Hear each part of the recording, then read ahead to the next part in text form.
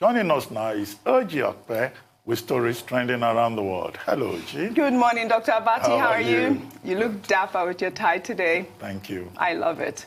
Good morning, Tundu. Morning, Oji. How are you? I'm doing excellent today. Great. Thank you. Good morning, Rufai. How are you? Hi, good morning, Oji. How are you doing? How's everything? I'm doing well. Thank you. Good to see you too. Well, good morning to you, viewers. We begin What's Trending with reactions to the 9 million naira fine imposed on 3 media houses, including our own Arise TV, by the National Broadcasting Commission. The commission alleged that the media houses, Arise News, Channels Television, and Africa Independent Television, were unprofessional in the coverage of the NSAS protests and the crisis that followed. According to the Acting Director General of the Commission, the coverage by the stations were capable of leading to a breakdown of law and order, adding that the fine imposed will serve as a warning. Well, the Socio-Economic Rights and Accountability Project, SERAP for short, has ascribed the fine as unconstitutional and illegal and has called on President Muhammadu Buhari to caution the Commission to desist from intimidating and harassing independent media houses and to respect the Nigerian Constitution and the country's international human rights obligations. The Nigerian Union of Journalists has also kicked, stating that the decision further exposes the nation's anti-democratic tendencies. We'll take another story. Reactions have continued to trail the camera that was found by the Minister of Works and Housing, Babatunde Fashola, over the weekend. Footage of the minister inspecting the Lekki tollgate, where peaceful protesters demonstrated before they were forcefully dispersed, circulated on social media. In the video, the minister was seen to have found a camera, which he believed was planted there by subversive elements. Before long, Twitter users began creating memes with the minister's image, many referring to him as Inspector Gadget and Sherlock Holmes, both movie characters depicting detectives. Rufai, I would love to come to you with the story. So funny. You've seen these memes, you've seen these images circulating on social media. It is outrageous. What is your take? Oh, you had to see the award ceremony done yesterday. Yes, I saw that too. Movie of the year. Nominees are #1, Camcorder. And then you had the Crimea River and Fainting Spell by Prosopondi and the likes. I mean, it just shows what we do on social media. You know, how we make light of national issues and things like that. And there's been many reactions as regards that. The 3 questions I asked. #1 is, people cleared that place. And for what it's worth, I know Ozzy, our reporter here, was there. And there were some boys pulling out those aluminium braces off the cubicles at the toll gate. There was no how those boys pulling up those aluminium braces would not have seen a camera planted there. So that thing looked quite very... I don't know the full story behind it, but I should say, I don't know. I don't know what to believe these days, but if he says it's part of what we should look at and everything, but I think the most important camera in all of this was what I quizzed the governor about when we spoke to him. And the governor could confirm to me that the CCTV camera was still there, and he confirmed to me the integrity, and I think that should be what will be used during the investigation when it starts. I think today I hear at the International Court of Arbitration in Lekki. So it's the CCTV camera. The government has reiterated that that's what I stick by, not some camcorders as a point of evidence or anything. I mean, I don't get that. Yes. Tundu, I'll come to you. I just love the fact that Nigerians can always laugh. We can always make jokes, even though we're going through such an awful time. And I'm thankful for our sense of humor. And I thought those memes were absolutely hilarious. I know, because is it Sherlock Holmes is your favorite character? Yes. Is it? Elementary by dear Watson. I love the memes. Yes, the memes and the tweets are hilarious. So funny. I'll read one tweet, Dr. Abati, before I come to you. It's from I want to comment on yes, but we do the memes on the tweets. I want to say something. It's still the story. It's the same story. Yes, it's the same story. We'll just take this tweet from Fumi, who wrote, immediately after Lekki massacre, Sanwo-Olu inspected the crime scene. Arise TV reporters were there. Lama has done a cleanup. Private volunteers have gone to clean. Nobody found the camera until Fashola came from Abuja. Special Agent Fasho, our Agidingbi Sherlock Holmes. I thought that was the funniest tweet ever, Dr. Abati. Well, I think the thing to say about this is the capacity of Nigerians Yes. to extract humor, mirth from just about any situation. Look at how depressing the aftermath of the shooting has been. And then all of a sudden, Nigerians throughout yesterday up to this morning, they're laughing. They're talking about Agent Fashola. They're talking about Inspector Fashola. I mean, so many people have been to that particular scene of, if you like, of a crime. It's a crime scene. That's why I wonder why anybody went there to even clean it up. I hope the Judicial Panel of Inquiry and other investigators had collected relevant evidence before that cleanup took place, because there may be some useful evidence that the Judicial Panel of Inquiry, looking into what happened there, may have found useful or may find useful beyond the camera. And then came Agent Fashola, along with other governors of the Southwest, who had come to visit the governor of Lagos and inspect that particular location. And behold, it was the Minister of Works and Housing who found this camera that nobody had seen. Well, I saw somebody making a joke out of it, saying that, well, it is very clear that after being governor and after being a minister at the federal level, that, Babatunde Raju Fashola, SAN, may find a future career as an investigator, as a detective. But whatever it is, he was quoted as saying that that camera will be useful for the purposes of the investigation. And we do hope that beyond the jokes, the humor and all that, that whatever is found on that camera will also be disclosed, now that it's a matter of very serious public interest and concern. And that the governor, having promised that the integrity of the CCTV cameras that he said were not removed, will also be protected. Today, the Judicial Panel of Inquiry will be inaugurated. And I guess all of us will be monitoring very carefully what goes on. And I hope that the proceedings will be in the open. Yes, but let's talk about the fact that, he was inspecting the roads. I mean, isn't he a minister of road works? But I guess that's not a federal road. I guess that's why people are, outraged by his inspection. Why is sort of in solidarity? Yes. I mean, we're going through a torrid time. Right. Let's not forget it. Right. So I think he was there in solidarity, and he's been a super minister, and now he's a super sleuth. And he's from Lagos, anyway. Oji, you are a very bad person. why do you... Wait, let me tell you. You said he was inspecting the roads. You just want to call him Inspector Gadget. But that's what people are calling him. That's what everyone... They call him Agent Fash right now. He's But anyway, let's focus more on the more serious dimensions of it. Yes. The investigation, the need for full disclosure, the need for Nigerians to know the truth about what exactly happened at that Lekki tollgate. Which is the major reason why everyone is concerned. I'm sure he himself will be amused. I think they are funny. I mean, that video of the nomination, there were like 4 people. There was one from, Ayade, the governor of Cross River State, the Crimea River one. Then there was him, Inspector. I think he was first. And then there was also one from, I believe, the Ponde, NDDC Ponde, the fainting. And, well, I would nominate, I don't know. And the award goes to... Who? For me, it's NDDC. For me, Ponde. The fainting. It was hilarious. Anyway, let's move on. It was Discuss serious issues. We need a bit of levity every now and then. We said enough on Fashola here. Yes. Let's allow him. Sure.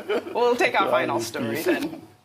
The private sector-led coalition against COVID-19 Kakavit has called on those involved in the wanton destruction of public and private property to immediately cease to allow the states to proceed with peaceful and fair distribution of palliatives to the most vulnerable in the society. In a statement, the group said it has been working with all state governors, the Federal Capital Territory Minister, and the Nigerian Governors Forum to procure, deliver, and distribute relief items to 774 local government areas of the country. Further explaining the reason for the delay in the distribution of the relief items, the group said the sheer scale of the nationwide food program and the timing and orders delivery subsequently coincided with the lockdowns across the country, and as a result, distribution was staggered. Well, meanwhile, several videos of residents in different states breaking into warehouses containing COVID-19 palliatives have continued to make waves on social media. In Plateau State, the Special Military Task Force Operation Safe Haven announced that it has arrested 123 suspects for vandalizing and looting items from private businesses and government property. Let's take a look at this viral video of residents breaking into a warehouse in the state capital, Jos, before we come back for a discussion. Tuesday, Jos. Today's date is 24th of October. This is what is happening in Jos City. This is what is happening in Jos City. This is Jos City. You can see the masses. Everybody wants to get food to eat. What a government! What a government! Look how people are struggling. People are struggling to have food. Look at people. Look at, okay, let's look at the hold up. No way entrance. No way out. Look at the hold up. Okay, let's look at the outside. If you're trying to go out from Jos City, can you see the hold up? Can you see the cars? Rufai, this was the viral video that was trending over the weekend, on social media. What is your take on the story and the explanation from Kakovid? My take on the story is this. At first, that guy did something quite very scary. He was staying on top of a pole to be able to get a drone shot of what was happening, which was very scary. He could have fallen off that pole for security concerns. The explanation of Kakovid, quite very valid and out there. Oh, this is what we wanted to do at a particular point in time. This is where we got from the suppliers and we backed and we sent it across to the people. But I also like to juxtapose that with, other varying views in some other parts that were looted. It might not be all that were just recently brought in. Some people claimed that the bags of beans they saw were already getting spoiled. So the argument by the Governors Forum that, they wanted to track a second wave, for me, doesn't hold water. Because if the bags of beans were getting spoiled, what's the threshold at which beans starts to get spoiled? Then you will know it's been there for a sizable amount of time. But what is most important is nobody supports looting in any way, shape, or form, or nobody supports this freedom, of freeing the rice or freeing the guy like we're joking about this morning. What has to be said is if we have earmarked this food for people that are suffering, that are reeling from the effects of COVID-19, we should give it to them. And I think it's time for us to be able to put in proper, mechanism of sharing this food. In other parts of the world, all you just needed to do, I had a friend in Canada that got palliatives. All you just needed to do was to put in your home address and the food came to you. So I'm not saying necessarily that will work in Nigeria. But if we have a network that goes out to vaccinate children in their homes, how can we not effectively share all of this? That's my bone of contention. If we have a network that goes to people's homes and vaccinate children and we get a steady number as regards that, why can't we put these logistics in place? Do they have to come to a particular point? We can as well go to people and share this across board. If this had been shared on time when it needed to be shared, then this will not happen. And it has to be said. I'm not saying it to support looting in any way, but this will not happen. People were hungry this period. A lot of people hounded the Minister of Humanitarian the Humanitarian Affairs. I was even part of them. And concerning the minister, I'm sorry, I take my words back. I didn't know these things were hoarded. And it's quite very painful. Nobody wants to see it in a country where over 100 million people live in abject poverty. The key point, it's quite bad. The key point made by the coalition, the private sector coalition, yes, is that because of the large size of palliatives that will be required, and because of the production cycle, first, they distributed the first round of palliatives in June 2020.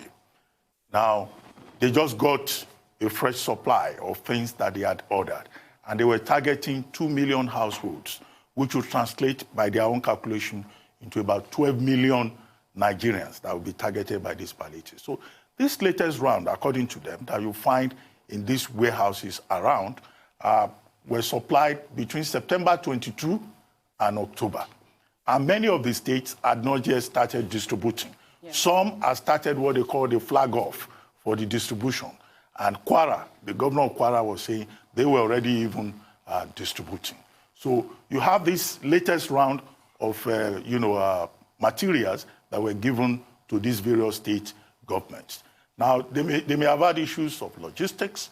They may not have a strong mechanism in place, but then it coincided with the NSAS protests, and things went out of hand very quickly, and then you found the protesters, those who hijacked the protests, looking for these warehouses and attacking them. And you recall that this, as part of the explanation given by Lagos State government said those materials belong to Kakovit, and that in fact they were just warehousing most of the materials for onward transfer to the states within the Southwest, who are the rightful owners of those materials. But whatever the argument is, whatever the truth is, either from the side of the governors or from the side of the private sector coalition, the truth of the matter is that the people of Nigeria, they are hungry, they are angry, and they turn their anger onto those warehouses as a way of protesting and expressing their dissatisfaction with government.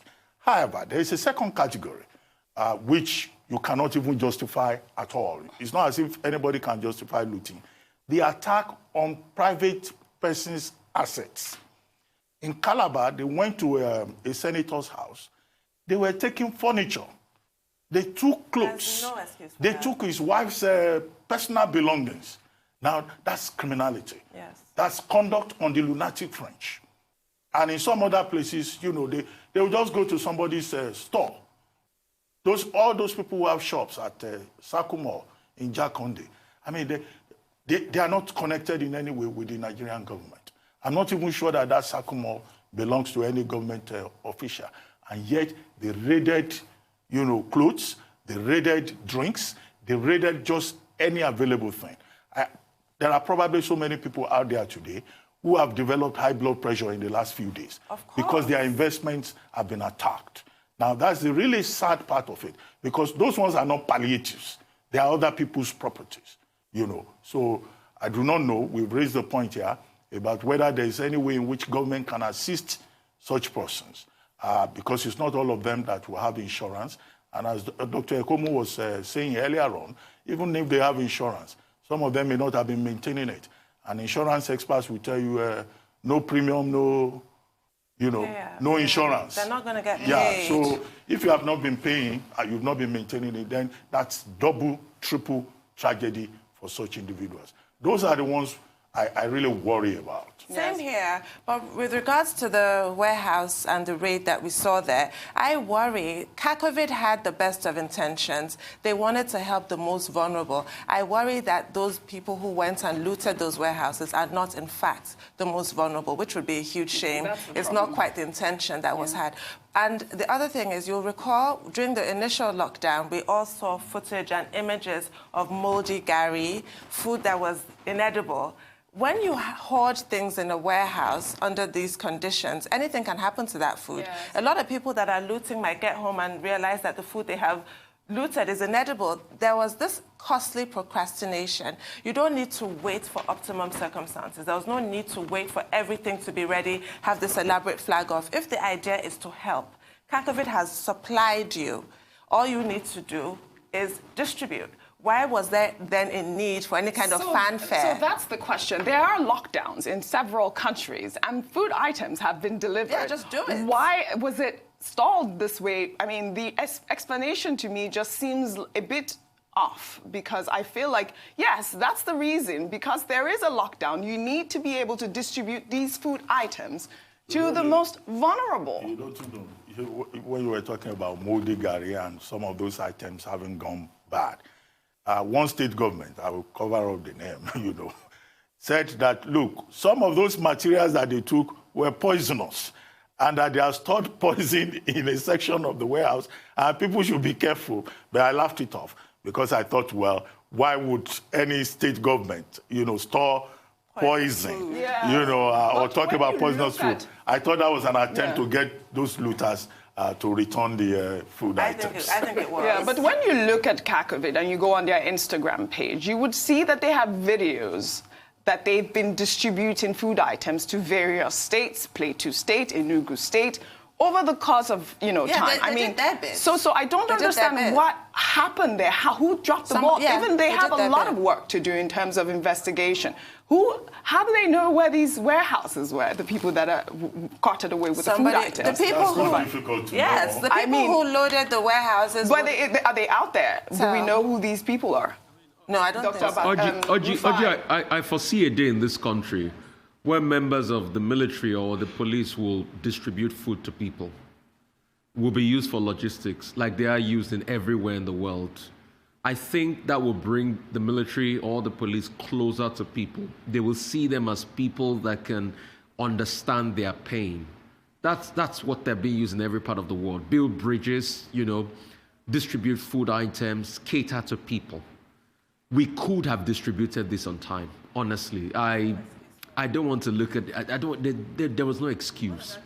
We could have. If it's just put a truck on the streets and from then on, we can sort this out. I mean, for me, it's just painful that he had to get to this and a lot of people suffered. That means some people died in that stampede just to be able to get food that is going bad already. And you can't store food for long. You can't store raw rice for more than a year or two or a couple of months, or beans or gari. And those warehouses are covered. They are not great conditions. I mean, these are perishable items. You can't store perishables for long. That's the sad part. Well, I'm not too sure that the military will want to be distributing food items, because the Nigerian military is already thoroughly overstretched, to fight Boko Haram, to deal with banditry, to deal with insurgency. They may not find that attractive. I think the civil authorities, should be able to work out a system for delivering on their promises without any, problems. And then, of course, as for those political leaders who said they were keeping COVID palliatives in their homes, well, I guess that will be part of the investigation. How did COVID items, COVID palliative items, end up in somebody's house in large quantities for the purpose of distribution on his birthday? I hope that particular, lawmaker will provide more explanation, because I found it really odd. Was this about his birthday, or those palliatives are meant for poor people, vulnerable people who needed help, at a time when the country was locked down and they needed the necessary support? Well, that's all I have for you guys on What's Trending today. Thank you, Thank you, guys. Thank you, Rufai.